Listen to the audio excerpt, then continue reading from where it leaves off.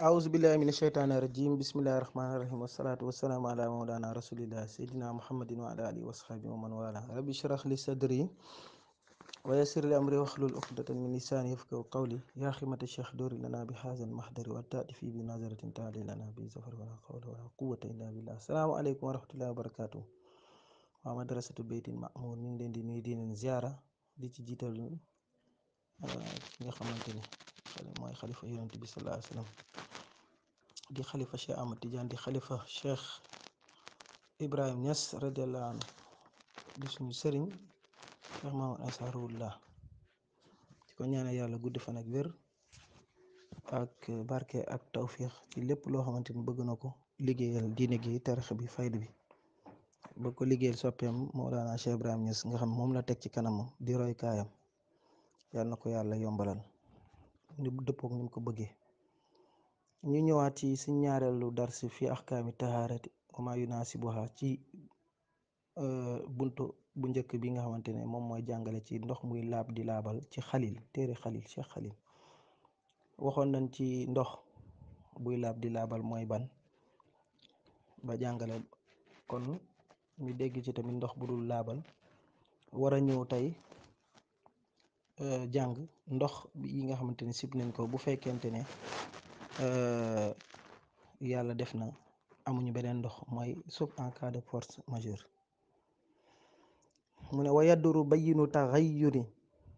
bi xabli saaniyati ka xadiirin bi rawsi machiyatin aw bi'rin bi waraqi shajarin aw tibnin wal asharu fi l bi'ri l baadiyati bihima aljawaazu wa fi ja'li l muxaaliti l muwaafiqi kal muxaalifi nazarun wa fi tathiiri bi maa in ju'ila fi lfammi qawlaani wa kuriha maa un mustacmalun fi xadasin wa fi gayrihi taraddudun wa yasirun ka aaniyati wudu'in wa guslin bi najasin lam yugayir aw walaxa fihi kalbun wa raakidun yuxtasalu fihi wa su'ru shaaribi xamrin wa maa adxala yadahu fihi wa maa laa yatawaqaa najisan min maa in laa in asura al ixtiraazu minhu aw kaana ta'aaman ka mushammasin wa in ri'at ala fihi waqta istimaalihi umila alayha wa iza maata bariyun zu nafsin saailatin bi raakidin walam yataxayyar nudiba nazxun bi qadriha laa in waqaa mayitan wa in zaala taxayyuru an najisi laa bi kasarati mutlaqin fastuxsinat tahuriyatu wa adamuha arjahu wa qubila xabarul waaxidi in bayyana wajhaha aw ittafaqa mazhaban wa illa fa qaala yustaxsanu tarkuhu wa wurudul maai ala najasati ka aksi mu ne wayadduru dina lor bayyinu taxayurin birëb soppeeku boo xamante ne li ko indi mooy bi xabli saaniyati buumu wëgg mooy buumu teen yi nga xamante ne moom la ñuy wëggee wala jigéen yi jamono yu njëkk yi ñoo daan wëgg teen yi buum boobu ñu doon wëggee dem na ba soppi bi maanaam ndox mi mooy lor na ko changé na melakaanam mënatul nekk ndox buy laabal boobu maanaam dañuy jàpp ne sib nañ ko ndax pour mu laabal il faut il faut comme niñ ko jàngee woon ci darsi bi passé couleur am wala xetam wala cafkaam bañ a soppeeku bu demee nag ba yooyu soppeeku ngir ne buum bi wëgg bi dem na ba buum bi ci boppam am jeexital ci ndox mi boobaa dañuy jàpp ne ndox moom sib nañ ko di ko utiliser soo amee beneen moo ko gën mu lay jàngal ndax ndox yu mel noonu ka xadiirin comme lu mel ni déeg boo xamante bi raw si machetin li ko soppi moom it mooy ay neeferey doxteef mooy ay mala yoo xam ne dañuy ñëw dugg ci aw mooy ñu dugg ci bi maanaam neefere ci wala ñu saw ci aw biirin bi waraqi shajarin aw tibnin wala teen boo xamante ne li ko soppi mooy xob yi daanu ci moom ak xatax bi daanu ci moom dem nañ ba soppi ko wal asxaru fil biiril baadiyati bihima aljawaazu li gën a wér feeñ fës nag ci Ibnu Rushd moom dafa wax ne bu fekkente ne teenu dëkk àll yi la nga xamante ne xatax bi day naaw wadd ci ndox mi wala xob yi te ngir ne soo xoolee forêt bi noonu lay mel souvent day jafe wattandiku ñu ne boobaa mën nañ koo nangu ñu koy utiliser. wa fi jaalil muxaalitil muwaafiqi kal muxaalifi nadarun bu fekkente ne mu ne ndax def ndox moo xamante ni suñu waxee bi fii jaalil maa il muxaaliti la bëgg a wax moom dafay tax talxiis day tënk lu bari ndax dégg bu mu dégg naxu moo tax waaye ñun dañuy jàpp ne ci compréhension bu leer mooy ndax def ndox moo xamante ne ndox mu jaxasoo al muwaafiq ak li nga xamante ne moom nangu nañ mu jaxasoo ak moom par nature comme tey ji ndoxu xorom ñoo xam ne ñoo dëkk wala ndox ak li mu dëkkoo ndax bokk na àtte kal mu xaalifi ak ndox moo xamante ni li ko jaxasee dafa waroo ak moom bi maanaam nature originelle am comme exemple ñu indi parfum def ko ci ndax ñoom ñaar bokk nañ àtte ñu ne nadarun ñu ne boobu am na ay déngi ay wax yuute gis-gis yuute. wa fii tatxiiri bi maa in ju ila fil fammi xawlaani laabloo ak ndox boo xamante ne def nañ ko ci gémmiñ tamit ñu ne foofu am na ñaari wax ndax mën nga ñëw parfois nga ñëw ci wanag boo xamante ne doo fa fekk kopp wala loo indee ndox wala mu sori nga dem daal fu sori ngëpp ndox ci sa gémmiñ def ko ci ñëw pour exemple ñu wisu ci ñu ne ndax ndox moomu laab na bay laabal ñu ne ñaari wax am na ci ngir ne ñenn ñi dañu jàpp ne lor yi su jaxasoog ndox mi mooy loru gémmiñ gi mooy salive bi da koy soppi comme nu muy ritaxee noonu soo koy dindiwaat ñu ne kon munu baaxut ñii ne baax na parce que même bu fekkente ne ndox mi nekk na ci gémmiñ gi ak salive bi mooy lor yi temps bi su dee gaawul bu dee lu gaaw la noonu kon du mën a am temps pour jaxasoo kon baax na kon daal ñaari wax moo fa indi ndax kii su lay jàngal xalil da lay wax ne lii baax na jëlal lii baaxul bul jël wala mu ne la lii ñii nee nañ baax na jëlal ñii nee nañ baaxul bul jël léegi nag xoolal bu la ci neex waaw kon daal da lay wax baax na fii wala mu ne la baaxul fële mu ne la ñii nee nañ lii ñii nee nañ lële ndax dafa maandu. wa kuriha maa un mustaamalun fii xadasin wa fii xayrihi taraddudun sibeef nañ ndox moo xamante ne dañ ko jëfandikoo ci yëkkati toj wala ci leneen lu dul loolu exemple ndox mu ñu toggee mu ne foofu tamit bari na ay ute ci ndax dina laab di laabal kon foofu it sib nañ ko leer na. wa yasirun ka aaniyati wudu in wa xuslin bi najasin lam yuxayir aw wala fii kalbun wa yasirun ndox mu néew boo xamante ne bi najasin jot na ko sobe waaye quantité ndox mi suñ ko doon nattale day tolloog ka aaniyati wudu in comme lu tolloog ndabab jàpp wa xuslin wala ndabab sangu lam yuxayir te soppiwu ko sobe si mu ne ndox moom bi tamit ba tey sib nañ ko ndax quantité bi moo bëriwul ndax jàngoon nañ sax ci dars bi njëkk bi ndox moom quantité bi su bëriwul rek bu dee dafa am sobe rek dañ koy sib waaye bu dee quantité bu bëri la tuuti sobe nekk ci moom amul problème mu ne aw walaxa fii kalbun wala mu xab ci xab mooy xaj su ñëwee ci ndox di ko naan exemple ni muy dugalee noonu làmminam noonu loolu la ñuy xab ñu ne ndox moomu tamit sib nañ ko. wa raakidun yuxtasalu fii ak ndox moo xamante ne ndox bu dal la exemple ndox mu taa bu concentré bokkul ak ndoxu géej ndoxu dex yooyu dañuy daw waaye ndox moo xamante ne dafa taa ndoxu déeg exemple ndox boo xamante ne dañ ci sangu wala ku ñëw après ñëw sangu ci boobu ndox tamit sib nañ ko ñu koy utiliser ba mu des en cas de force majeure comme nu ma leen ko waxee principe bi daal mooy sauf en cas de force majeure. wa suuru shaaribi xamrin wala desitu naan bu naankatu sàngara naan ci ndox mi desit boobu it sib nañ ko ndax xam nga da ciy bàyyi mbir yi wama adhala yadahu fii wala loo xamante ne moom naankatu sàngara bi dugal na ci loxoom wama laa yatawaqa najisan min ma in illa in asura al ixtiraasu minhu wala loo xamante ne jafe naa teet ci sobe jafe naa teet ci sobe ci ndox loolu tamit sib nañ ko waaye nag ñu ne déet bu fekkente ne dafa jafe wattandiku ci sobe boobaa moom suñu xamee ne moom lii munul moytandiku sobe moom wax dëgg te ndox rek boobu moo fi nekk te munul moytandiku sobe moom nangu nañ ko. aw kaana taaman ka mushammasin wala lu mel ni bu dul ndox tamit ñam wala ndox mu ñu jantal ndox boo xamante ne jant moo ko tàngal. Seydina Omar moom sax dafa wax ne yurisul baras day indi loraange feebar. waaw kon nga gis ne daal muy ndox ak ñam bu fekkente ne daal exemple ndaankatu sàngara moom laal na ko rek sib nañ ko. waaw wala ndox moom dafa dañ ko tàngal wala yu mel noonu daal. wa in riat ala fihi waqta isticmaalihi umila alayha bu fekkente ne nag giseef nañ ci waxtu bi nga am mu ngi koy jëfandikoo moom naankatu sàngara bi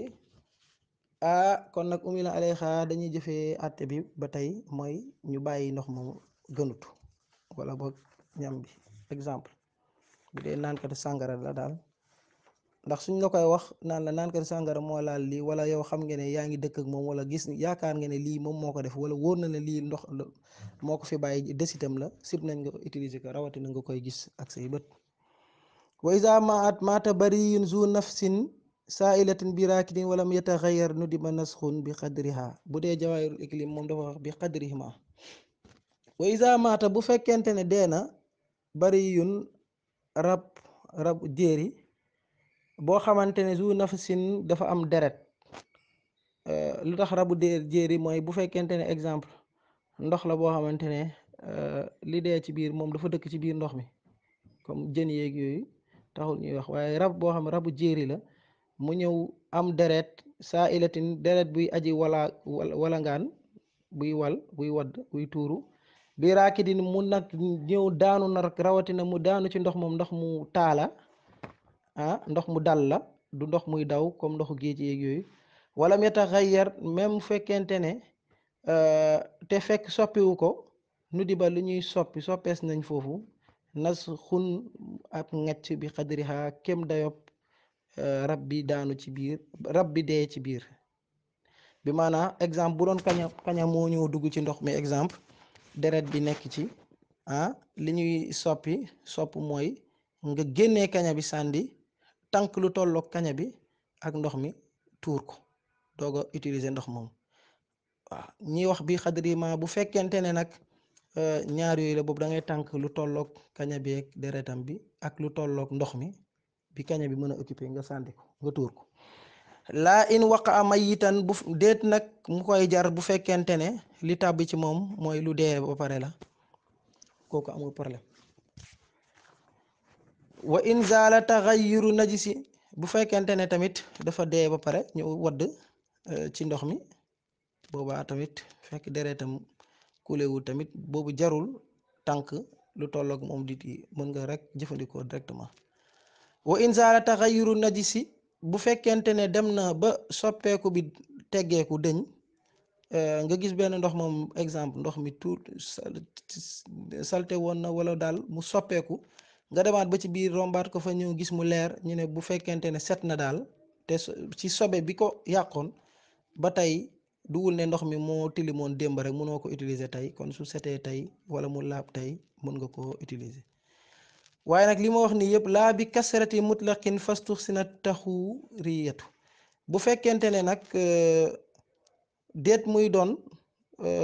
bi kasrati mutlaqin bu fekkente ndox mu bëri la bu ñu jooyal comme niñ ko jàngoon ci dars bu njëkk bi ndox mu bëri moom yi ma wax nii yëpp lii tàbbi ceeg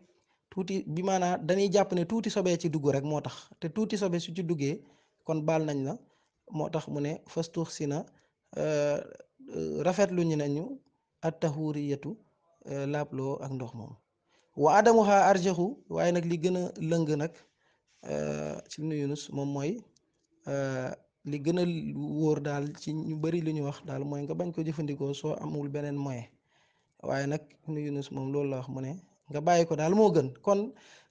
soo xoolee logique u dars bi daal mooy soo amul daal ndox mu set leer laab di laabal comme niñ ko jàngee woon xetam couleur am ak cafkaam soppeekuwul beneen ndox bu dul boobu daal gënut waaw loolu daal lu la bëgg a jàngal waaw wa qubila xabarul waaxidi in bayyana wajhaha aw ittafaqa mazhaban nanguweef nañ dinañ nangu xabaaru wala information wu benn nit boo xamante ne su fekkente ne bayyana wajhaha leeral na anamam ndox moomu wala sobe soosu ñëw ne la ndox mee bu ko utiliser baaxul wala ndox mee de set na mën nga koo jëfandikoo mu ne te fekk ba mu la waxee loolu leeral na loolu wala aw tafaqaa ngeen bokk masxab mu ne boobaa mën nga doylu waxam ndax bu dee ci ñun suñu masxab imam Malik lii la maye lii la maye wut nit ñëw taxaw bokk ak yow masxab ne la ndox mi set na te yéen ñaar yéen a bokk li ngeen jàng ne moom la ñuy jàppee ne lii mooy ndox mu set yéen a jàng tamit li ngeen jàppee ne lii du ndox mu set du laab du ndox bu laab boobaa su la waxee rek da ngay mën a fiyewu ci moom wa ilaa fa qaala yustaxsanu tarku waaye nag budul loolu budul ne bokk ngeen mazhab nga xamante ne yow da nga li muy jàpp moom ne moom laab na te yow fekk ci mazhabam loolu la jàpp ne moom laab na te yow ci sa mazhab loolu jàppoo leen ne laab na par exemple moom mazhaban baal na ko loolu yow sa mazhab baalu la loolu xam nga kon doo mën a fiyewu ci waxam mu ne kon foofu li ñuy rafetlu daal mooy nga bàyyi ko nga bañ a tënku ci waxam nga bañ koo déglu wa wurudul maayi ala najasati ka aksi mu ne du rotab ndox ci sobe dafa mel ni contraire am waaye tamit rotab sobe ci biir ndox moo contraire am ñooyam wa ma zalika ala llahi bi aziz. Salaamaaleykum wa rahmatullahi wa barakatuh. Étant donné que Cheikh Mahoud Insa Rouhoulaye a beaucoup de disciples qui ne sont pas wolof, nous avons pensé à faire les dars aussi en langue française pour qu'ils puissent suivre en même temps. Donc nous en sommes à la porte qui parle de l'eau purifiante et aujourd'hui on s'arrête, on doit commencer, on s'était arrêté aux eaux à faire usage. Maintenant on doit apprendre les eaux à ne pas utiliser, c'est-à-dire les eaux telles que l'eau altérée par la corde à tirer. Il est blâmable de l'utiliser, sauf en cas de force majeure. Si par contre on trouve une autre eau, on peut l'utiliser. L'eau non courante dans laquelle sont tombées en grande quantité des excréments d'animaux aussi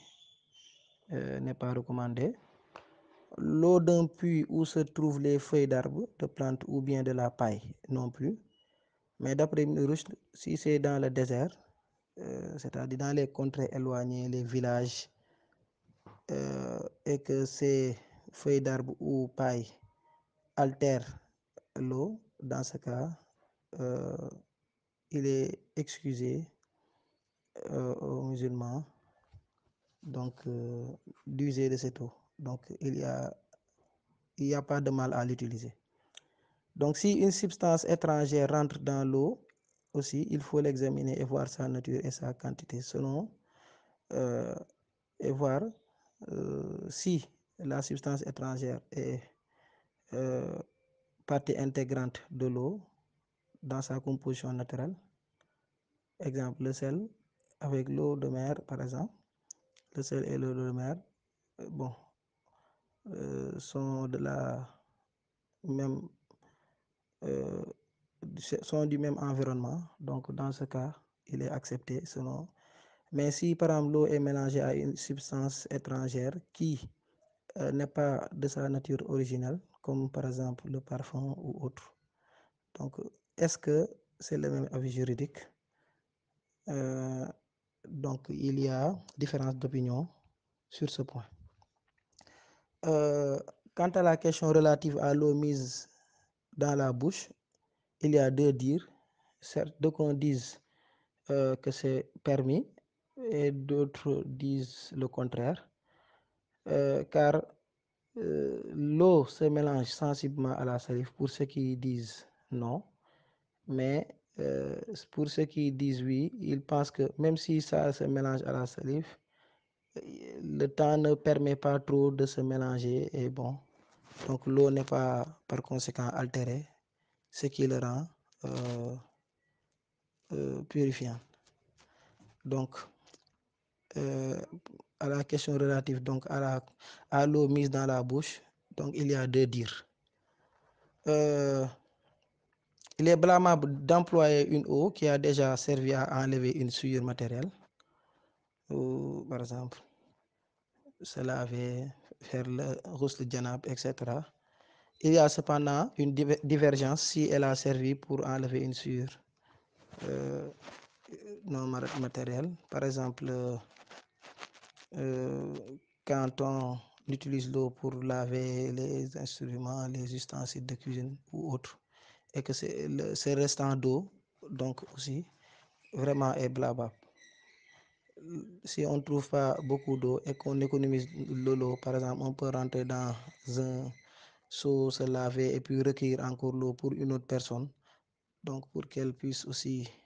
faire son bain, par exemple. Il n'est pas recommandé de le faire, sauf en cas de force majeure. Mais si on ne trouve pas une autre eau, alors on peut en faire usage. Donc l'eau en petite quantité donc ne doit être aussi utilisée que malgré soi. Quand on dit de l'eau en petite quantité, c'est la contenance d'un vase à ébullition, par exemple,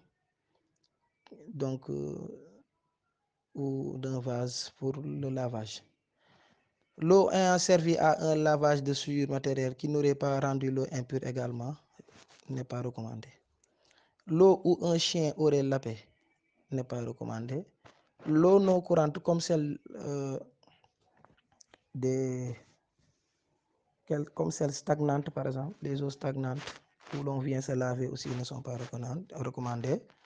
Le reste d'eau d'un buveur de vin ou le reste d'eau où il a introduit sa main aussi n'est pas recommandé. Le reste d'eau touché par les animaux, surtout les animaux sauvages, par exemple.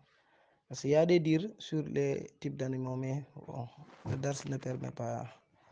d'éclaircir sur ces points. Mais de toute façon, on craint souvent que ces animaux puissent altérer cette eau et par conséquent, donc il n'est pas apprécié d'utiliser cette eau. Le reste d'eau aussi dont aurait goûté un individu qui auparavant aurait bu du vin, donc toujours, voilà. Mais on fera usage d'un reste d'eau qu'il est presque impossible de garantir de toute impureté, même c'est le même cas aussi pour la nourriture. Si un animal à circulation active avec son sang est mort dans une eau non courante et qui n'a pas changé les qualités naturelles de l'eau, il faut donc dans ce cas retirer une quantité égale, il faut dans ce cas retirer une quantité égale au volume de l'animal. Donc si l'animal après être mort est tombé dans l'eau et que le sang n'est pas coulé, cela n'est pas nécessaire. Si l'impureté de l'eau, par exemple, disparaît, après sa pureté, on peut toujours l'utiliser, la reconsidérer et en faire usage. Mais cependant, si toutefois il s'agit de beaucoup d'eau et que ces événements, ces événements ont eu lieu et qu'il s'agit de beaucoup d'eau, alors on ne considère pas ça, parce que c'est-à-dire si un élément étranger rentre dans beaucoup d'eau ou qu'un animal soit mort dedans, ce qu'il faut considérer, c'est que quand il y a beaucoup d'eau, souvent, on considère que la quantité minimale de najas, c'est-à-dire d'impureté, est pardonnée. Mais l'éviter est plus sûr et c'est l'avis de la majorité. Voilà. Et il est accepté aussi l'information venant d'une personne qui spécifie peut-être, qui explique la nature de l'eau, et ou bien que cette personne soit de même rite que le destinataire du message. C'est-à-dire si quelqu'un vient nous annoncer quelque chose par rapport à la priorité de l'eau et que cette personne partage avec nous les mêmes convictions juridiques, la même école juridique, le même rite, dans ce cas, on peut se fier à cette personne. Mais par contre, si on ne partage pas la même école juridique, on ne doit pas il est préférable de ne pas se fier à lui. Et c'est ça qu'il dit. L'eau qui tombe dans de l'impureté ou bien l'impureté qui tombe dans de l'eau a le même avis juridique. Donc voilà en somme l'économie du dars en français. Et Inch'Allah, que Dieu nous accorde la droiture et la guidance. Barke Cheikh Omar Ansarullah. Assalamu alaikum wa rahmatullahi wa barakatuh.